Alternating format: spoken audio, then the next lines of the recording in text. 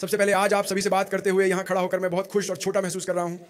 मैं एक प्रेरणादायक वक्ता हूँ और मैं हजारों पेशेवर एथलीटों से बातचीत करता हूँ, जिनमें सबसे बड़े नामों से लेकर सबसे छोटे नामों तक के खिलाड़ी शामिल हैं।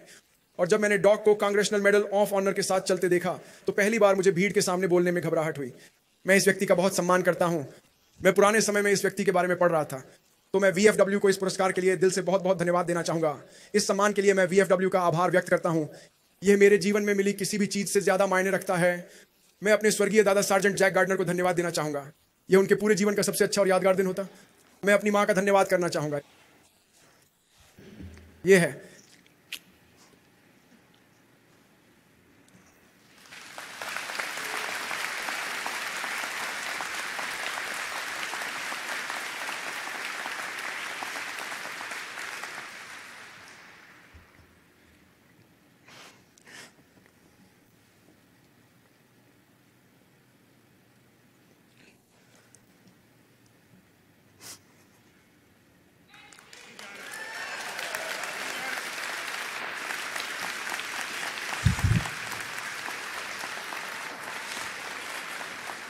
जिसने कभी मुझे नहीं उठाया, जिसने मुझे गिरने पर भी कभी नहीं उठाया। उन्होंने सिखाया कि गिरकर कैसे उठना है। मैं अपने चाचा को धन्यवाद देता हूं कि वे हमेशा साथ रहे। मैं आप सभी का धन्यवाद करता हूं जिन्होंने इन युद्धों में लड़ा। आपको अंदाजा नहीं है कि यह मेरे लिए कितनी बड़ी बात है। मैं हमेशा वह मजबूत व्यक्ति नहीं था जिसे आप आज देखते हैं। यहां तक पहुंचने के लिए मुझे जीवन में बहुत कठिन समय से गुजरना पड़ा। और अब मैं आपको एक छोटी सी कहानी जल्दी से सुनाऊंगा, जिससे आपको भी कुछ सीखने को मिलेगा। मैंने एक बार एयरफोर्स पैरा रेस्क्यू मैन बनने की कोशिश की और मैंने तो पानी के डर की वजह से ही छोड़ दिया। मैं पहले 175 पाउंड का था। 4 साल बाद मैंने वायुसेना छोड़ी जब मेरा वजन 300 पाउंड था। मेरा वजन 175 से 300 पाउंड हो गया। इसके पीछे एक लंबी और दिलचस्प कहानी है कि यह सब आखिरकार कैसे और क्यों हुआ। लेकिन मैं आराम से बैठकर सम्मान पदक की एक किताब पढ़ी और वे सभी लोग, मैं बस एक असाधारण व्यक्ति बनना चाहता था जो दूसरों से अलग और खास हो। और मेरे पूरे जीवन में मैं उस स्थिति से कभी भी बहुत अधिक बुरा नहीं था। मैंने आप जैसे बहादुर लोगों की कहानियां पढ़ी, डॉक जिन्होंने बम पर कूदने जैसे खतरनाक काम किए। तो एक दिन जब मैं काम से थका हुआ घर आया, मैं इकोलैब में काम करता था जहां मैं कॉकरोच मारने के लिए स्प्रे करता था और 300 पाउंड वजन के साथ हर महीने $1000 कमाता था।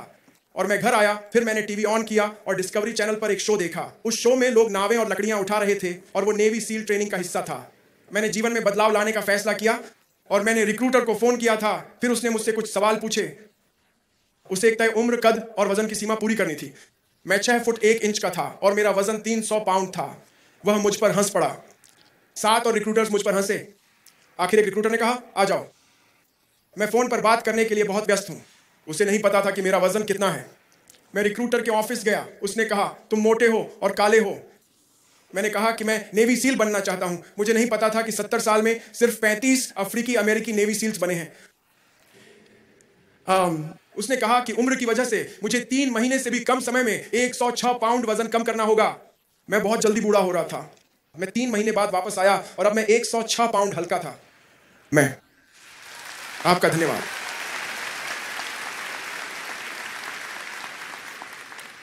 मैंने सच में बर्ड्स नाम के कोर्स में 18 महीने बिताए, जबकि वो सिर्फ 6 महीने का था। 3 बार बहुत मुश्किल हफ्ते गुजरे। वहीं मैं Marcus Attrell, Danny Deeds, Michael Murphy और एक और मेडल ऑफ ऑनर जीतने वाले से मिला।